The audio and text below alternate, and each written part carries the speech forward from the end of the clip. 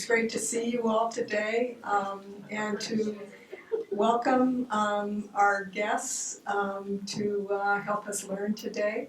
And one of our guests is already showing us a sign.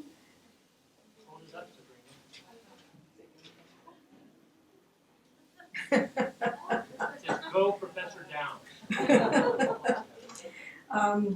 So it's my pleasure to introduce Dr. Tim Downs, who is going to be talking to us today on taking an integrative view of the Mexico City Sustainability Challenge. And I had the pleasure of, I've known about Tim's work for a while, but I had the pleasure of being on a National Institute of Health panel with him, and where they put you in a room with a bunch of other people for a couple of days, and you're not basically allowed to leave the room. There are no windows. You just are with a bunch of people trying to think about who should move forward the interesting work in terms of, say, environmental justice or children's environmental health. So it's a great way to meet somebody.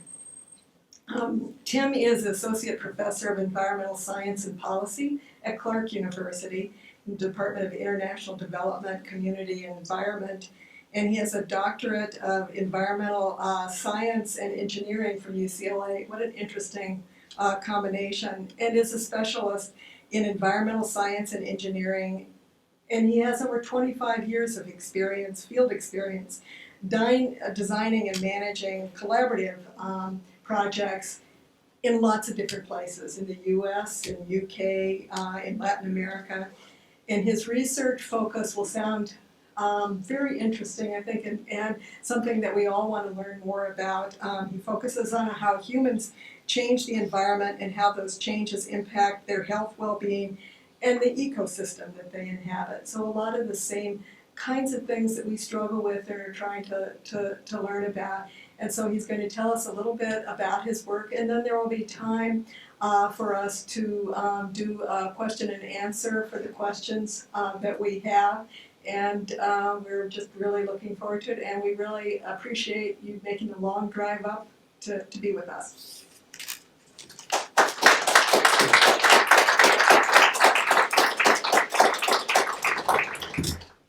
Hello, everyone. Thank you very much for that warm welcome. It's a pleasure to be here to talk to you about some of the work that I've done in Mexico. And I brought my own cheering squad with me, so that's always helpful. But thank you so much for showing up. I've had the opportunity over the last several days to think about what I wanted to share with you in some more detail, and one of the things that keeps coming to mind is this pearl of wisdom, if you will, that it's the journey in life that's more important than the destination. And so what I've chosen to do with this presentation is to sort of tell you a little bit more about my own journey as a sustainability scholar that began 25 years ago. Actually, it's surprising to me to think that it's been that long. And tell you a little bit about that early work, what brought me to Mexico, what we've been doing recently to revisit some of that early work in Mexico City, and what we're looking forward to doing in the future. And so I'm going to start sort of telling you a little bit of history. So 25 years ago, I entered the doctoral program at UCLA. This was 1992, which was actually quite a sentinel year in sustainable development. As I'm sure all of you know, this was the year of the first Earth Summit in Rio. So there was a lot of energy and enthusiasm around this new paradigm called sustainable development. And a lot of us were really interested in sort of trying to interrogate what this meant and to try to do some work to progress this new paradigm. And so I feel like I'm in a place among friends, because I think you would probably agree with me that as sustainability scholars, really our calling is to challenge business as usual development practices and approaches. And when I read the mission statement for the Mitchell Center, I thought, oh, this is going to be fantastic, because people will be really kind of, in tune with what I'm passionate about. And let's face it, this is a very challenging area to work in, to be challenging, constantly challenging traditional approaches and powerful, often powerful interests who are invested in business as usual. So it is incumbent on us to collaborate, to energize that enthusiasm among ourselves as faculty, among our students, but also with partners beyond campus.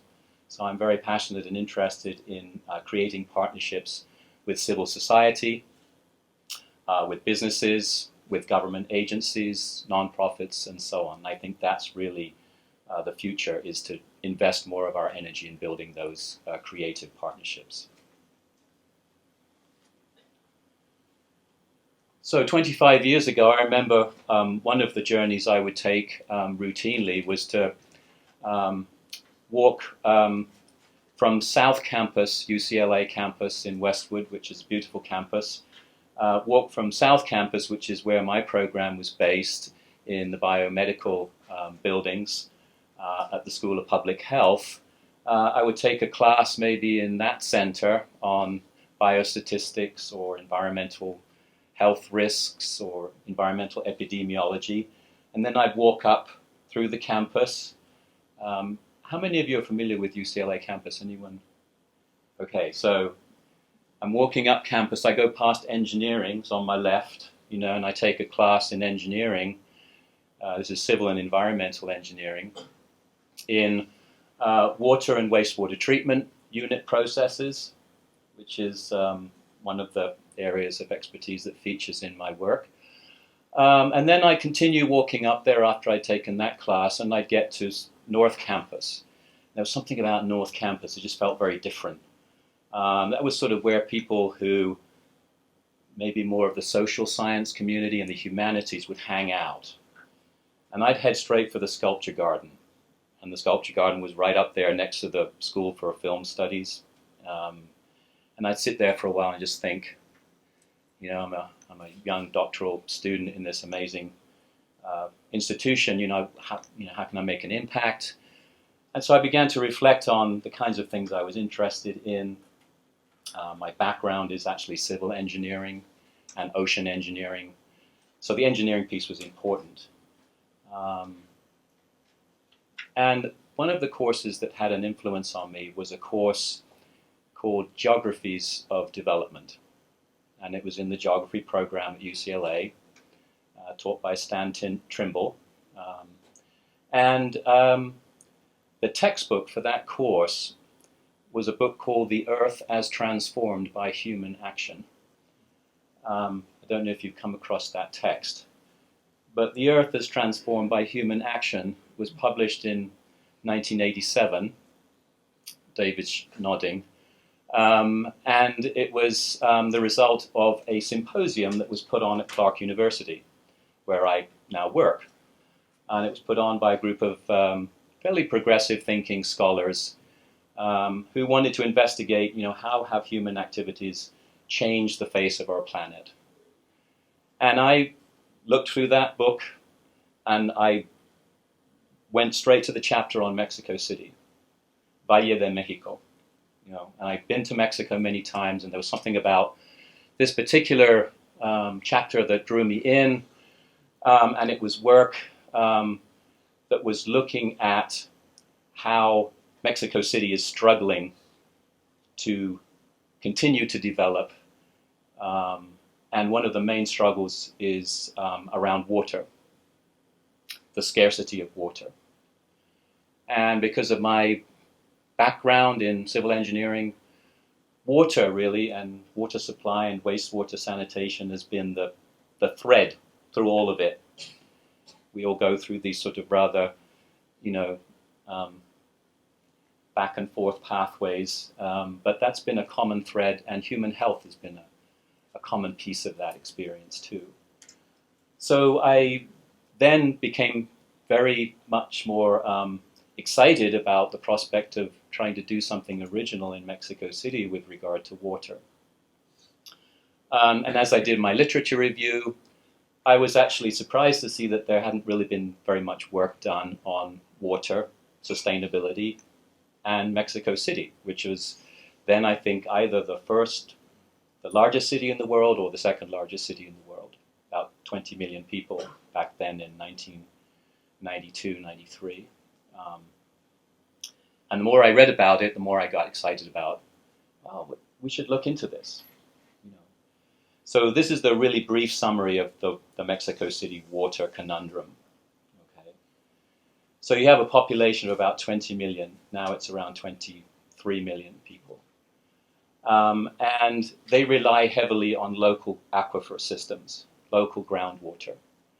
And so they've been overpumping groundwater probably for 50 years. So well beyond recharge levels. In fact, if you think about it, as you develop a city, like Mexico City, you create more impermeable surfaces. You create less opportunities for infiltration. It's a positive feedback effect. The more water you actually need as your population grows and your city expands, the more you're actually undermining the ability of local aquifers to supply that water. And so the degree of overexploitation actually probably grows exponentially. So the water tables have been dropping. The central part of the city, the historic area where the cathedral is, the Zócalo, has been sinking for probably 40 years, now to quite dramatic extent. So overexploiting groundwater causes soil to compress because you're taking the water out of the pores. And you're overexploiting it at such a rate that this rate of subsidence of the central area of the city just increases quite dramatically. Well, sinking center of the city causes another problem that's related to this conundrum. What do you do with your wastewater, right? You use water, you produce wastewater. So you have to handle wastewater. You also have to handle stormwater. So as your impermeable surfaces grow, the problem of handling stormwater grows as well. So in Mexico City, they have a deep drainage system. All the stormwater and all the untreated wastewater goes into the same network of pipes and canals. And it then flows under very slow gravity flow northwards to a wastewater irrigation district, and is spread on fields and used for agriculture, basically exploiting the nutrient content of that water. But if you're relying on slow gravity flow to evacuate drainage water, storm water, and wastewater, and the center of your city is sinking, if you're not careful, what happens is what's already happened, which is you compromise that gradient, and you no longer have the ability to actually evacuate that water. Because the slow gravity flow that depended on the city being higher than the end of your channel gets compromised. And now the center of the city is actually lower than the end of your channel. And so that problem is getting much more serious, particularly because we're seeing more frequent rainstorms. Some of the climate change scenarios are now real scenarios. And it looks pretty grim, I have to say, when you look at the climate change scenarios. More frequent rainstorms, episodic heavy rainstorms. And so all of these things contribute to making the water issue and the wastewater issue still, I think, the touchstone issue for thinking about sustainability. So I'm going to share with you a little bit more about the particulars of the work that we did 20 odd years ago, and how that work has actually informed what we're doing now, and what we are planning to do in the future. So particularly the forward-looking approach is thinking of an integrative approach, going beyond just interdisciplinary kinds of ways of thinking and using this language of integration and integrative approaches to this work.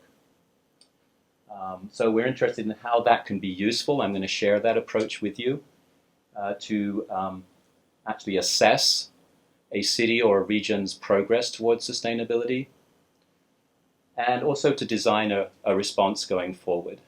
So like your center, we're not just interested in understanding a problem. We want to understand it and then come up with a response to it.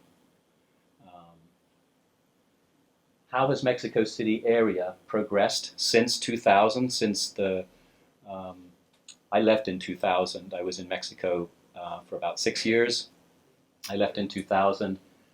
So I was interested in looking back over that period of time to see how the city has progressed, if it has. And what kind of integrated response to enhance sustainability do we recommend going forward? Okay, so this is a brief overview of the kinds of questions that we were asking back in the mid-1990s. How can Mexico City meet its future water supply in more sustainable ways? What are the impacts of large-scale wastewater irrigation on human health in the Mexico City region? And specifically, is there a risk from drinking and bathing with spring water that is derived from large-scale wastewater infiltration? So another piece to the water supply wastewater conundrum is that when the wastewater reaches the irrigation district, and I'll show you some pictures in a moment, that region is semi-arid, gets very little natural rainfall. So you're spreading large amounts of sewage, untreated wastewater, on agricultural land. And so as a fair proportion of that water that infiltrates into the ground, and what's happened over about an 80-year, now 90-year period is that it's created this surficial aquifer system that did not exist before the wastewater irrigation practice. Because the water infiltrates, reaches an impermeable layer, and then builds up. Because now you're not overexploiting an aquifer, causing the water table to drop. You're actually supercharging a new aquifer system with wastewater, and the water level rises. And it rises enough to create areas of waterlogged fields, which leads to salinization of agricultural water and impacts on the crops, but also creates springs. So springs that outcrop as that water reaches the surface, and those springs are used as drinking water sources. And so that was the health focus, because no one had looked at, well, what are the risks of drinking and bathing with that spring water? So that was the environmental health piece. And thirdly, I got the opportunity to work on a project. This was 1998 through 2000, after I'd finished my doctoral work, that considered how can diverse stakeholders work in concert to strengthen social and technical capacities necessary to enable a more sustainable water supply and wastewater sanitation system.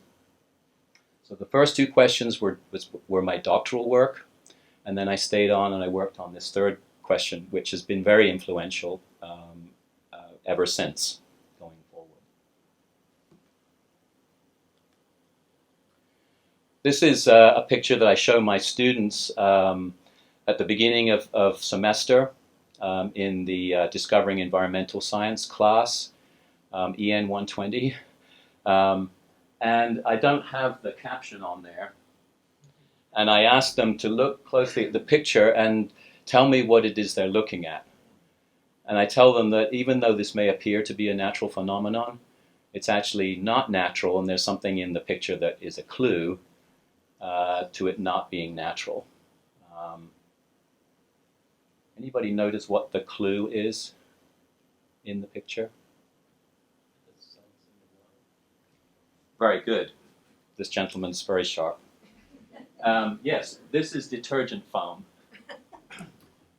Detergent foam, this is untreated wastewater that originated in Mexico City Metropolitan Area.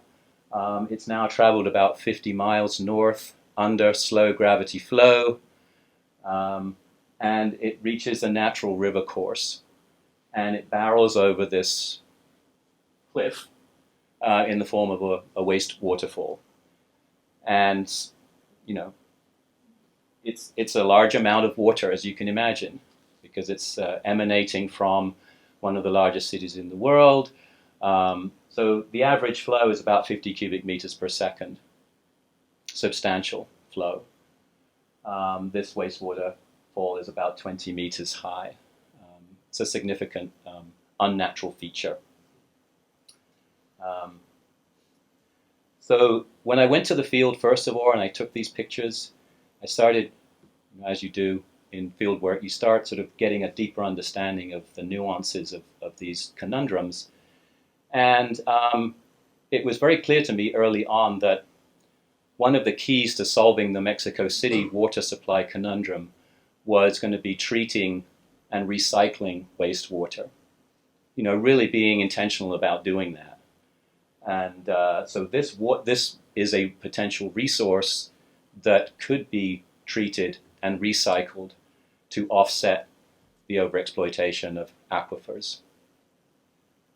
By the way, right now there's only about 60% of water to the Mexico City metro area that's coming from local aquifers.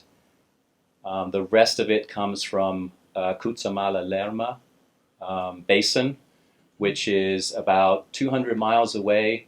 They have to pump that water uphill from another reservoir, another hydrological basin, and that's very expensive. But business as usual, which I said, you know, we're interested in challenging, the business as usual approach was just to build more of these engineering projects that would reach out, sort of like tentacles, if you will, and suck water from hydrological basins further and further away from the city. So that clearly is one of the most dramatic examples of a non-sustainable practice.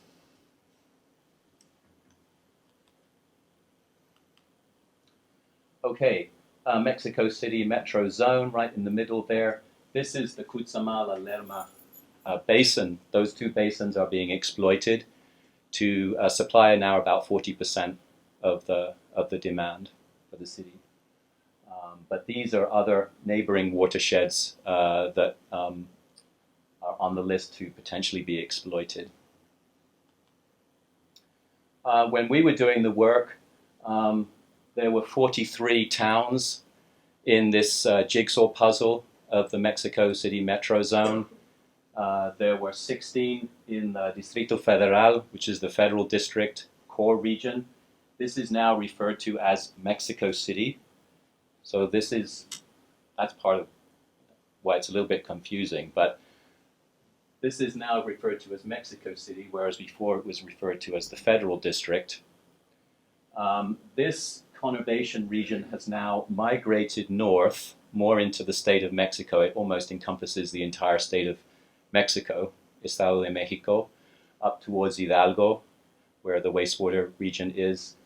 And now there are 60 municipalities that are considered part of the Mexico City metropolitan zone. In total, about 22.5 million people. So this is a result of the work that we did answering that first question. You know, how can you challenge business as usual and supply water in a more sustainable way? And just in summary, we've got essentially 4 ways to supply water. We've got groundwater, we've got surface water, we've got treatment and recycling, and we've got demand management, pricing water using more efficient technologies so you actually don't need as much water, or you're incentivizing people to use less water. So this is just the result of essentially projecting forward. We had 1995 as our baseline. We did a projection of how population and industry and water demand would grow over the next 20 years, so through to 2015. We ran that model, projected that demand, and then we came up with different scenarios of how you could meet that demand, essentially using the unit cost of each of these different options. So how much does it cost per cubic meter per second to treat and recycle? And then you can just run a simple linear programming algorithm to optimize how you meet that demand. And what was significant was that the most sustainable option, D, where you're essentially reducing groundwater, this is groundwater here, you're reducing groundwater, trying to find my pointer, down to recharge levels. You still have to rely heavily on surface water, but you're being able to then draw on the other sources. That solution ended up being cheaper than business as usual. And we actually even challenged whether business as usual could be achieved to meet that demand. So we were pushing back against this common rebuff by people who are fans of business as usual, who tend to say, well, it's going to be more expensive if you do this other option or you pursue this alternative way of doing things. So that was important to be able to constructively challenge the business as usual approach. This second question, which I know Linda's very interested in, and maybe a number of you also in the room, this was important because we were looking at the wastewater sanitation side of the equation, if you will, but we were also focusing very much on human health and well-being, which we believe needs to be front and center of sustainable development work. So was there a risk? Is there a risk? Here are the canals that I was talking about running northwards. Here's Mexico City Metro area, or the north fringe of it. This is where the wastewater waterfall exists, that picture I showed you. This is the main spring that is outcropping, that's used as a drinking water source. And then our other sampling location was the river that carries runoff out towards the Gulf of Mexico. So we were sampling at different locations, and we were sampling spring water and then comparing it with samples of untreated wastewater to see whether, essentially, to what extent the soil was removing pollutants. Obviously, the wastewater is very polluted. How many of those pollutants remain in the spring water and then become consumed by people? Okay, this is the context for the irrigation landscape. Very crude kind of practice for the irrigation, flood irrigation. So a lot of infiltration that happens. Here's the detergent foam again. Here are some sluice gates. It's manually controlled flows. Livestock also graze and drink from the wastewater canals, so there's indirect exposure when people eat the livestock because they're drinking directly from the sewage canals. And here's that spring, which looks very nice. They've built a little concrete area around it, and that's the chlorination station right there. And this then feeds an aqueduct system that supplies water to about 25,000 people.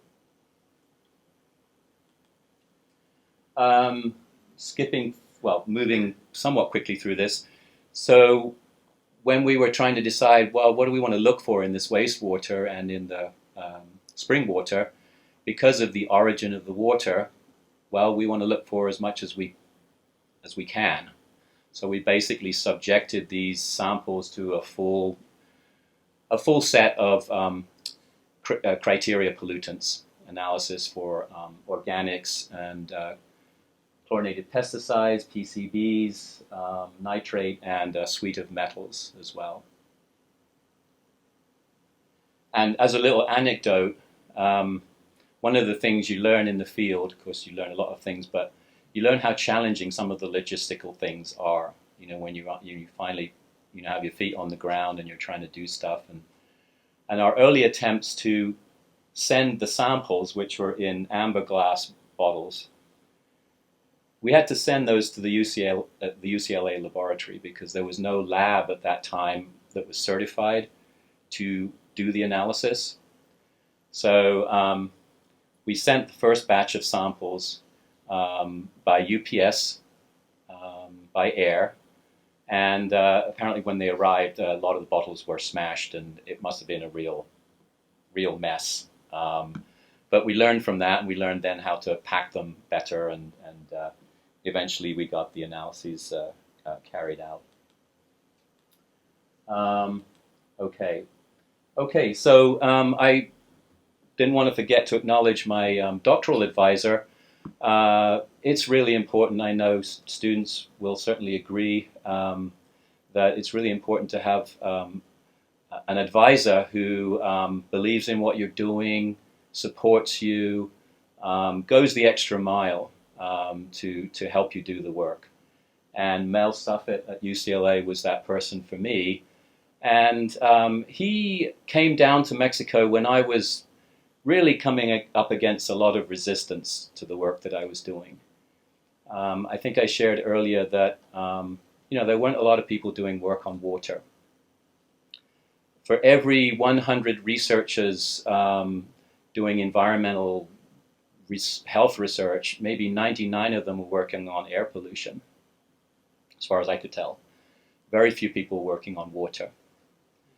And people wanted to push you in the direction of, well, no, we'd rather you work on the air pollution stuff that we're doing. We don't really want you to work on water stuff. So he came down at a very important moment and showed his support. And we were able to get some funding from Pan American Health Organization, who said, no, this work on water matters. And we had a partner at the National Institute of Public Health in Cuernavaca, who also stood by us, Enrique Cifuentes. And so we worked then as a collaborative, and we did this work against some resistance. Okay, also want to mention Marisa Masari, who's my collaborator. If you look up some of our early work, she's a co-author on the work we did on Mexico City water supply. And recently I got to publish with her again, doing this retrospective that I'm going to share with you now. You know, how has the city progressed, over the last 20 years, and what about the path going forward? So I'm delighted to be working with her again. And she's also an alum of the program at UCLA, so that was helpful. Okay, so briefly, the other work that was very influential that has informed what I do now is the opportunity to consider how do you build social and technical capacity on a societal scale to adequately understand the nature of complex environment development problems and then respond to them.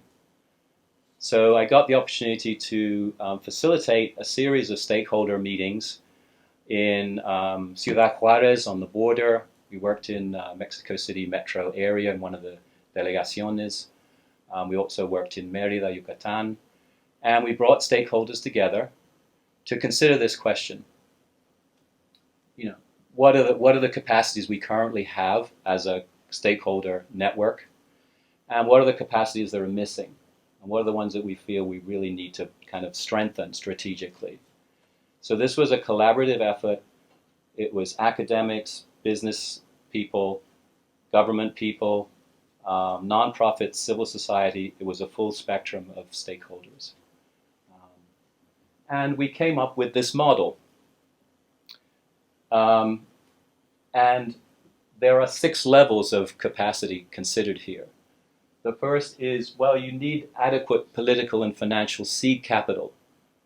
You need some support, political support, that's going to challenge business as usual, that's going to be able to kind of resist business as usual's urge to kind of squash stuff that they don't want their particular approach being challenged. And you can garner that through community organizations, through networking. Your center knows about this kind of thing. But it's the first one that we recognize here, because if you don't pay attention to that, then everything else that you do is vulnerable and can just fall away. Education and training is very important. That's a traditional kind of focus of capacity building as it's traditionally considered in the literature and by institutions. So that's certainly a very important element. But what this picture shows you is that it's not enough to consider just one of these elements. And by the way, these 6 levels, education, policy making, appropriate technology, enterprise development, and information, this came from a synthesis of different sources of information. We had a series of workshops with multiple stakeholders who shared their experiences. We did an exhaustive literature review. We then went through the development programs funded by the World Bank and the United Nations, and we looked for evidence of what is it in this minority of projects, minority of successful projects, what is it that the successful projects have that the majority of unsustainable or unsuccessful projects lack. And we saw that in the empirical data on decades of international development work, where projects had paid enough attention to mobilizing stakeholders and building adequate social and technical capacity, they were set up to succeed in a much more dramatic way than projects that didn't pay attention to that. So we used a variety of things to synthesize this picture. And this became pretty influential for the work that we do. Okay, so now looking forward. Okay. So what kind of approach, science policy approach, can be useful to assess a city or a region's progress towards sustainability and to design a response going forward? How has the Mexico City metro area progressed since 2000? We're going to issue a report card in a moment. And then what kind of response do we recommend going forward? Interestingly, when I was doing some work this semester, front page of the New York Times, I don't know if you saw this, but front page, February 19th, was a parched and sinking capital. So they had a wonderful piece on Mexico City water supply conundrum. I recommend it to you. It's a cover story, and then there's a center spread that they dedicated to this issue. Water stress is getting more serious. This is just a quote from that article. We wait for hours to get water that doesn't last a week, and usually there aren't enough pipas. Sometimes there is violence. Women sell their spaces in the line. If you're from the wrong political party, you don't get water. So this is showing us that as water becomes more scarce, there's more stress around it, around obtaining it, particularly if you're already marginalized. If you're already marginalized, you're going to get more marginalized, and things are going to get pretty grim. Okay, so I think we would all agree that sustainable development challenges are very complex. They're inherently complex socially and technically. And part of what we're challenging is that people rush towards the technical stuff. they rush to technological solutions and they forget about the social aspects and the social innovation and the partnership building and the community-centered approaches. And because they don't pay enough attention to those, projects tend not to yield sustainable benefits. So we came up recently with a schema, if you will, of calling out the conundrums that we see across the board. It doesn't matter where you work, in the US, Vietnam, India, Mexico, it doesn't matter. These are persistent kinds of problems with business as usual approaches to development. We have what we call the Socio-Ecological Complexity Conundrum. Systems are just inherently complex, and you have to try and find a way to embrace that complexity or have a way of engaging with it so that you don't lose information and you work with it in an effective way. Varying temporal and spatial scales. So how can projects address immediate needs and wants without forgetting about important long-term goals? You really need different timescales to be considered. The spatial aspect. How can you pay attention to small-scale local needs, but also window out and recognize that something like Mexico City water, you need to pay attention to multiple hydrological basins and how water is being supplied and wastewater is being treated in not only Mexico City, but neighboring cities as well. And last, stakeholder diversity. Lots of different interests. Business as usual does a poor job of framing that conundrum positively. So you get kind of top-down approaches, you get resistance to those approaches, and you're back at business as usual. So how can you reframe that positively as a socio-technical enterprise? And how can you embrace the different capacities that people bring? Okay, another way that we're looking at these kinds of complex problems is recognizing that there are different types of integrative domains, if you will. We're familiar perhaps most with interdisciplinary or different knowledge frames, but we came up with 6 different ways of thinking about integrative domains. We've got project framing, concept, and design. You have to pay enough attention right there at the beginning. Whose needs are being addressed in a project? Are these legitimate needs that are being addressed? Development topics and sectors. Okay, so there are calls for working across sectors. Water is also a very good sector to begin with because it's a super sector. It connects with all other sectors: food systems, energy, industry, manufacturing, health, and so on. Stakeholder interests, relationships, and capacities, another domain. Very much related to number 3, different knowledge types, disciplines, models, and methods. Really saying, you know what? Yeah, academic knowledge is good, but it's grossly inadequate. When you try and go to a place and understand what's really happening on the ground, you have to work with people who live in these places, who have local knowledge, who have indigenous knowledge, experiential knowledge. That's important. Professional knowledge. Lots of different kinds of knowledge that we need to bring to bear. Temporal and spatial scales. At Clark, you may know we have a very good geography program. We have a very good GIS capability at Clark. We want to mobilize things that look at different scales, analyses that pay attention to processes operating at multiple scales. And we can do that with tools like GIS. And lastly, socio-technical capacities. So that sort of pentagon picture that I showed you kind of mobilizes that more into an enterprise approach. Project stages.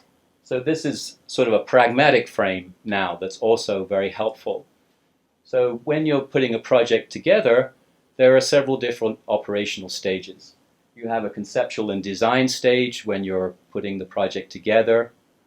Who is actually involved in that is really telling, right? who actually conceives and designs projects. Then there's an assessment stage, you know, baseline assessment, what's actually happening right now, planning. We are supposed to do what's called environmental impact assessments often with these projects, which say, if we build this project, these are the impacts that we expect. Unfortunately, the baseline assessment is very, very weak, tends to be very, very weak, and the kinds of projections and modeling of impact assessment likewise tends to be very weak. Implementation. Okay, we implement a preferred project, or the project that wins, if you will, and then we do a very poor job of monitoring that project after it's actually built. Well, were the impacts that we projected, do they actually happen? Do they occur? And so as an analytical frame, we then interrogate existing practice and we look at case study projects. We look at a whole variety of different large-scale development projects like mining projects and hydroelectric projects and so forth. Okay, I apologize, the letters here are too small.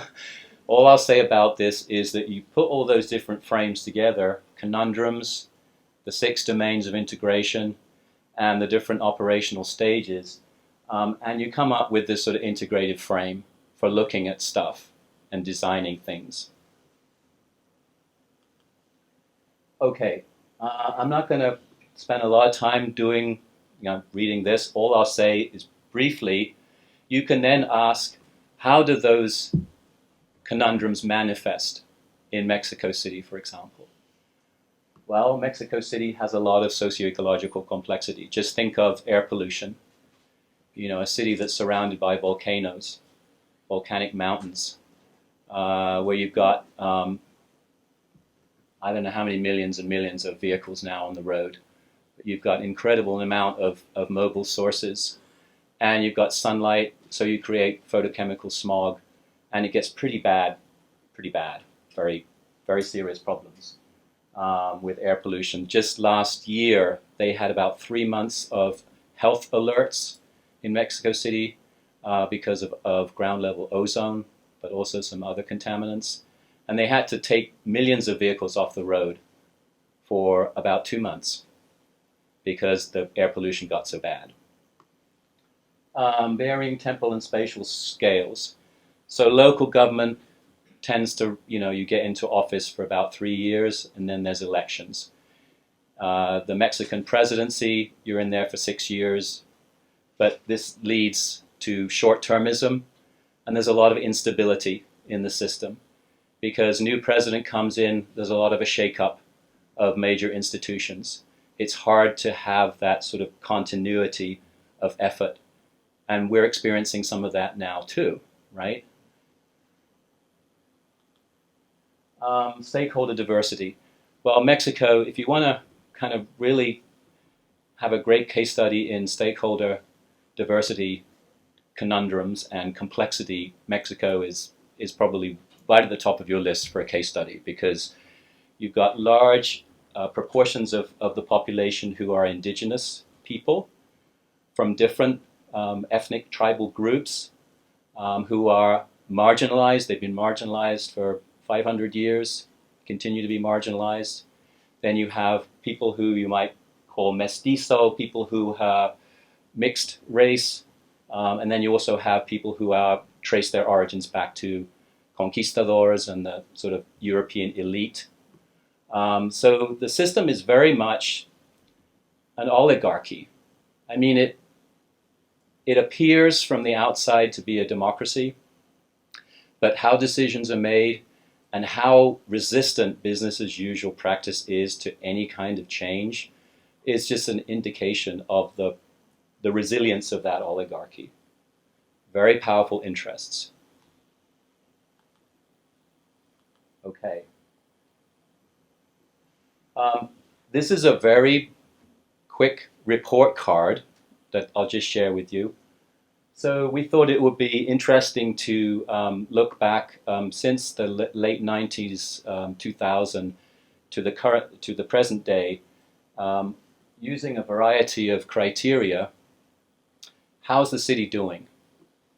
Okay, air quality. Well, they can mark up a success in terms of removal of stationary sources. For decades, they had a major oil refinery right in the northern part of the city. There's a metro station called Refineria. And this refinery would pump out pollution for decades. They've got rid of most of those very heavily polluting facilities. On the other hand, the number of vehicles has continued to grow exponentially. In one of the best examples of, be careful of unintended consequences when you formulate policies, there was a policy formulated in the early 1980s, mid-80s, to try and reduce the number of vehicles on the road. And what happened was they said, well, if your number plate of your vehicle ends in 1 or 0, you can't drive that vehicle on Mondays. If it ends in 2 and 9, Tuesday, you have to leave that vehicle at home. So they pegged days of the week to license plates and said, okay, we're going to be able to tackle this problem. Well, guess what happened? People who can afford one vehicle just bought another vehicle. So you end up having more vehicles on the road. And when I was leaving in 2000, I was actually staggered to hear that one of the plans or the proposals to deal with this was they were going to build a second level to the Periférico roadway. So the Periférico roadway is a ring road that runs around the federal district. And they're going to build a second level to it so they could fit more cars on it. But how do you get on and off it? I mean, it's just... So there's a lot of problems still with air quality and with vehicles. Electrical energy, very dependent on fossil fuels. Very little in the way of exploiting geothermal potential. They are second only, I think it's to Indonesia, in terms of geothermal potential. Incredible potential in that country to exploit geothermal. Wind power, locally. Well, volcanic mountains, you've got a fairly steady, healthy wind regime, you could exploit that. That hasn't been done. Policy. Well, there was a big hullabaloo, a lot of excitement when the mayor of Mexico City came into office in 2007, Ebrard, and he announced we're going to put into effect this Plan Verde, this green plan for the city. We're going to be the leader in Latin America and the world on climate change policy. And so they started going after that goal. But it was a very top-down approach, very classically political. Didn't pay much attention to aspects of climate change work that have to do with adaptation or mitigation. It was all about cutting greenhouse gases, and the way of doing that was also a bit shaky, how they were actually going to do that and keep track of it. Okay, so in the interest of time, I'm going to skip ahead a bit. Okay, well, okay, I'm getting the 2-minute warning, that's why I'm... Okay, so in summary, the city's arguably doing worse than it was 20 years ago on a number of levels. The water supply and sanitation aspect is particularly troubling. So when I was there was a lot of talk about la mega planta de tratamiento.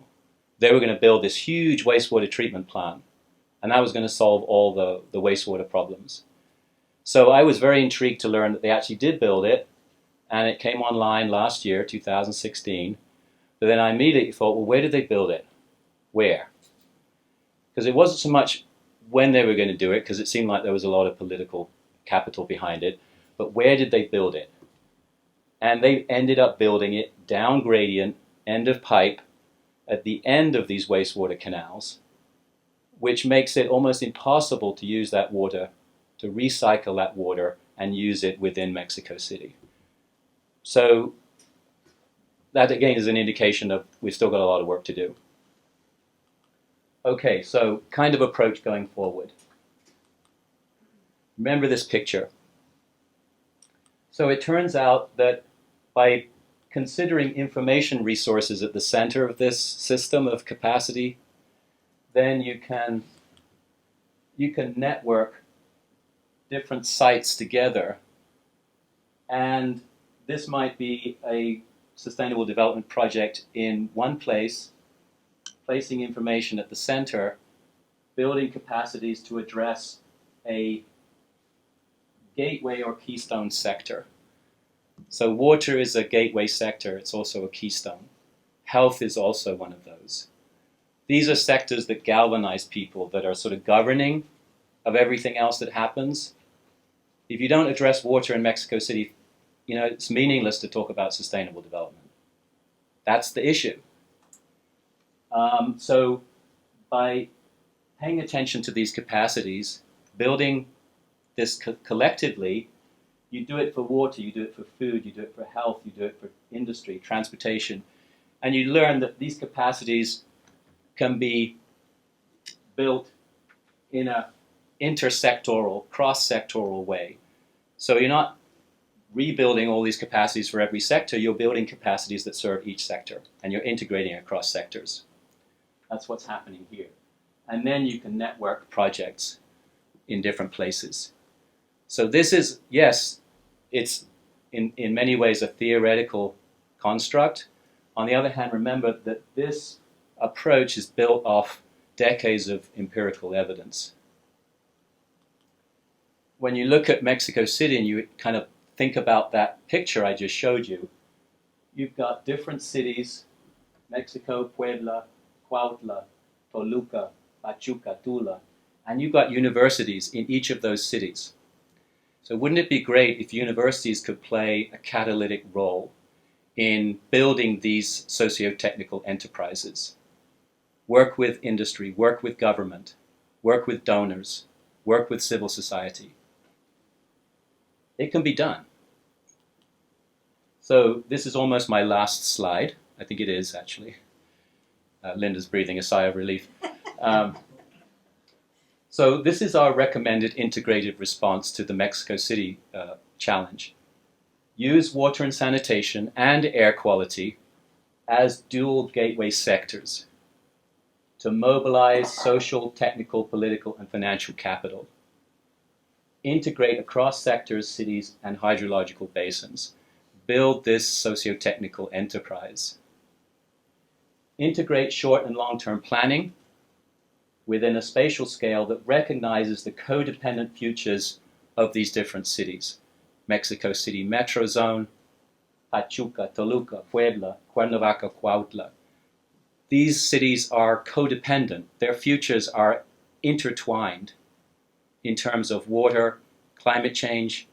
I didn't even have time to go into the climate change scenarios much in detail, but when you look at them, water is the issue. Not being able to evacuate enough of it when you have these storms, but also more scarcity most of the year. And then lastly, challenge top-down policy. Reframe stakeholder diversity as an asset in knowledge and capacity building terms, and use capacity building enterprise approach, which you can network up or down. You can scale it up, you can scale it down. The work that we did 25 years ago was funded by the Pan American Health Organization, and funding for that capacity building work was actually from the Mexican Water Commission, National Water Commission. So I'm going to leave you with this hopefully provocative question. How could the University of Maine, Clark, UCLA, the National University of Mexico, and others collaborate going forward using this kind of approach? So thank you very much for your kind attention.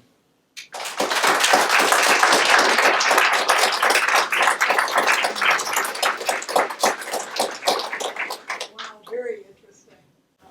Just very interesting. I know we probably had 50 or 60 questions, and we only have time for a couple, so have at it.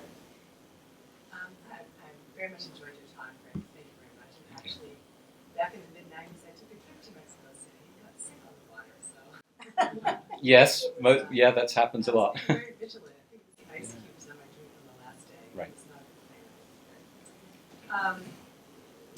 Fascinating topic, very thought-provoking. And I have a lot of questions, but I guess maybe I'll just start with, do you have any insight into the decision-making process for that recent wastewater facility being placed where it was placed? Yeah. And how that really came to be? Thank you for the question. So the question was any insights I might share about how the decisions were made about designing the wastewater treatment plant and particularly the siting of it, end of pipe. Well, interestingly enough, the work that we did on capacity building, which has been very influential that I shared with you, was funded by the National Water Commission. But that project, when the director of the National Water Commission decided that there was something else that was a priority, they pulled the funding on that effort, and that effort sort of fizzled away. And that's why now you see political and financial seed capital as the number one thing that you have to pay attention to, because that was, we actually added that after that experience, right? Okay, so I'm answering it this way because I think institutions tend to revert to type, tend to revert to business as usual ways of doing projects. So a business as usual engineering approach to solving wastewater treatment is to use the infrastructure you've already got and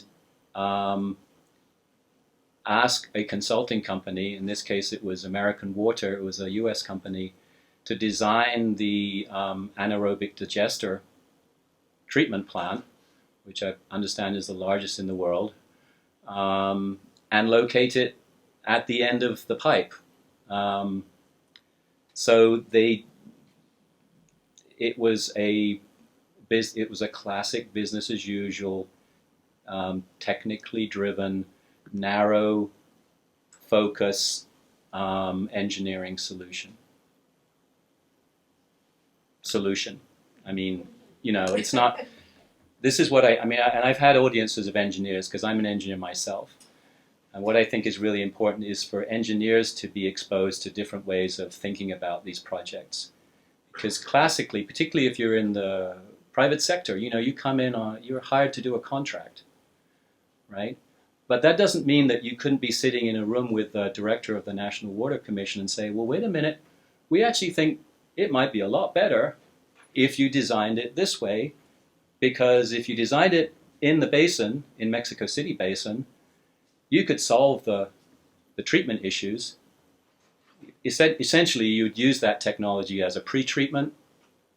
You could use some of that effluent then, pre-treated, to recharge your local aquifer, bring back, even perhaps potentially bring back Lago Texcoco, which is the lake that was there when the Aztecs arrived.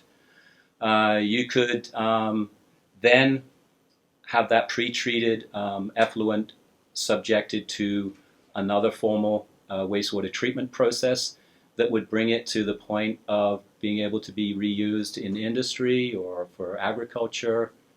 Probably not for drinking, but you know, you could recycle it through a system of technologies.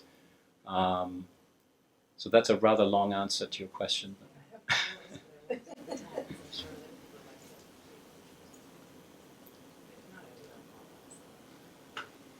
Sarah, I'm going to, not to pull you out of, but you're really interested in mining and thinking about mining in different places. Did this, as you started to hear about the water and the mining, did it make you think about something? It did actually, it made me think a lot about power relations, and I was actually wondering, if you could talk about some of the challenges of working. I know Mexico tends to have high levels of corruption. Yeah. Sometimes agencies don't communicate well with each other. Right. How do you address some of those issues of corruption and power relations? Yes, that's a great question. So the question is, how do you mitigate corruption, the influence of corruption? How do you navigate that and progress projects in that kind of climate? Before I answer that question, I also wanted to just mention that we've applied the same integrative frame to a very controversial mining project in Peru, the Minas Conga project, which it's a very important case study because it's a gold mining. It was a project that was proposed to expand Minas Yanacocha, which was already the largest gold mine in Latin America, and they wanted to expand it and create a new mine. And people rose up. They rose up in protest. There was violence for 10 years. The president of Peru had to declare a state of emergency. It was a mess for 10 years or more. And eventually, civil society prevailed. And the company did not proceed with that project. That was Newmont Mining, which is a US corporation. But that's one of the few case studies where civil society actually mobilized sufficiently to say, no, enough is enough. We don't trust the impact assessment. This project is not going to go ahead. So they mobilized enough political capital within civil society networks. And these were networks of indigenous people, local marginalized groups in the highlands of Peru. And they worked with international NGOs and in-country NGOs and some academics as well. And they pushed back. And they also had political parties in the region who ran on, we're going to stop this mine. So political parties started to run on this ticket as well. And eventually it was an irresistible force. So I'm not saying the answer is always as dramatic as that. When we did our work on capacity building in Mérida and Mexico City delegation, one of the delegations, and in Juarez, what was so impactful for me is that this project succeeded. For the time we were engaged with stakeholders, we were facilitating this process of capacity building, worrying about water. Everyone was worried about it. We had a shared interest. People understood what was at stake. They got engaged. We created a horizontal process, transparent. It was an enterprise approach. And I say we, it was actually the United Nations University. I was working with them at the time, and I was lucky enough to facilitate some of those stakeholder meetings. But the National Water Commission was there.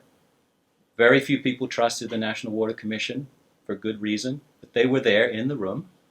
And we did work for about 2 years, and we designed an integrative response for those 3 cities. So it showed me that even in a climate of mistrust, you can actually transform social dynamics if you pay attention to how you frame projects, how you create collaborative spaces. We know this in the work that we do on health. So there is resistance, but it can be done. And if it can be done in Mexico, it's like, wow, people are thirsty for an alternative. They're tired of people worldwide. They're tired of business as usual. Aren't we? I mean, it's just, so we as academics, as scholars and practitioners, and how lucky we are, right? We get to work with amazing people. We need to be constructively challenging that business as usual approach. Because there are ways to do it, and there are ways to do it that can be successful. Let's give him another hand.